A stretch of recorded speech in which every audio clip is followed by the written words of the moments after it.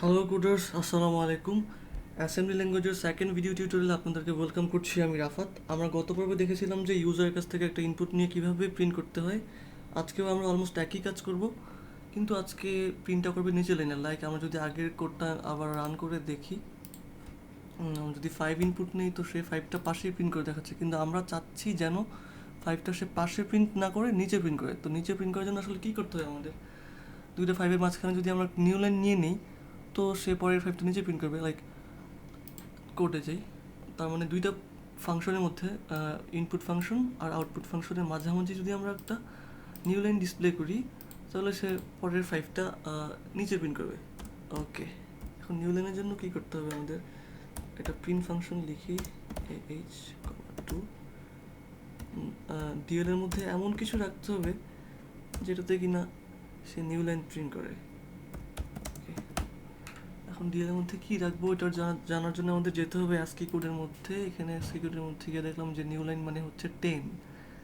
ওকে, তার মানে আমরা যদি এখন 10 লিখে দিই ডিএল এর মধ্যে, সে নিচে প্রিন্ট করবে। 10 রাখলাম, এখন রান করে দেখি। 7 নিলাম, সে প্রিন্ট করতেছে ঠিকই, কিন্তু একদম নিচে প্রিন্ট না করে একটু ডান পাশে প্রিন্ট করতেছে।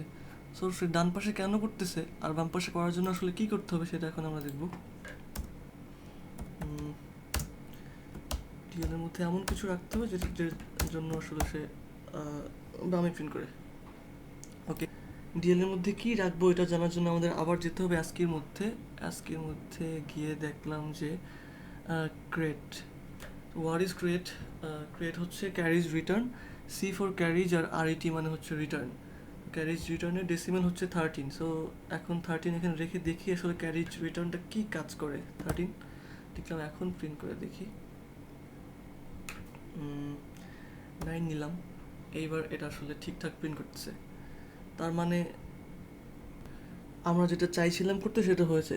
কিন্তু কথা হচ্ছে অ্যাসেম্বলি ল্যাঙ্গুয়েজের কোর্সটা আমাদের যে ফ্যাকাল্টিসরা করান ওনারা কেন যেন এইভাবে নিউ লাইনটা নিতে পছন্দ করেন না। সো ওনারা কীভাবে আসলে পছন্দ করেন ওইটা আমরা এখন দেখব।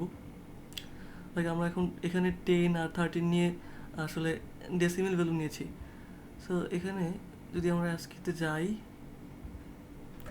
এই স্ক্রিনটা আসলে বোঝার চেষ্টা করি। এখানে গ্রেগুলো হচ্ছে সব ডেসিমেল। লাইক এখানে থ্রি ডেসিমেলের সিম্বল হচ্ছে লাভ, আবার দেখি 48 ডেসিমেলের সিম্বল হচ্ছে 0। কিন্তু আমরা এই পেজটার উপরে যদি আরেকটা ক্লিক করি তো গ্রেগুলো হয়ে যাবে সব গ্রিন, আর গ্রিনগুলো হচ্ছে সব হ্যাক্সা ডেসিমেল নাম্বার। লাইক এখানে 30 হ্যাক্সার জন্য ভ্যালিউ হচ্ছে 0 আর কি, বা 30 হ্যাক্সার সিম্বল হচ্ছে 0। তো আমরা যদি এখন এই 10-এর জায়গায়, আর তার মানে 10টা কী দাঁড়াচ্ছে, নিউ লাইনটা হচ্ছে 0A।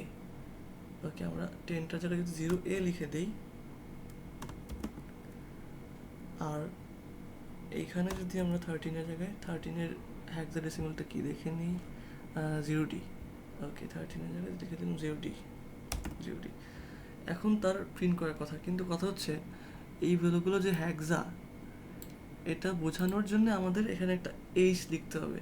এইচ ফর হ্যাক্সা, এখানেও একটা এইচ লিখে দিতে হবে। এটা হচ্ছে হ্যাক্সা ভ্যালু যে এটা বোঝানোর জন্য আর কি। এইচটা না লিখলে এটা কাজ করবে না। সো এইবার রান করে দেখি কি হয়। আমরা নিলাম এফ, হ্যাঁ সে এফ প্রিন্ট করে দেখাচ্ছে। তার মানে হচ্ছে নিউ লাইন প্রিন্টের জন্য আমাদের এই 5টা লাইন লিখতে হচ্ছে।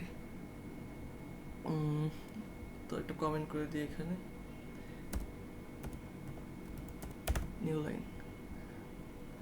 তো আজকের মতো এই পর্যন্তই, দেখা হবে পরের টিউটোরিয়ালে। Thanks for watching, thank you.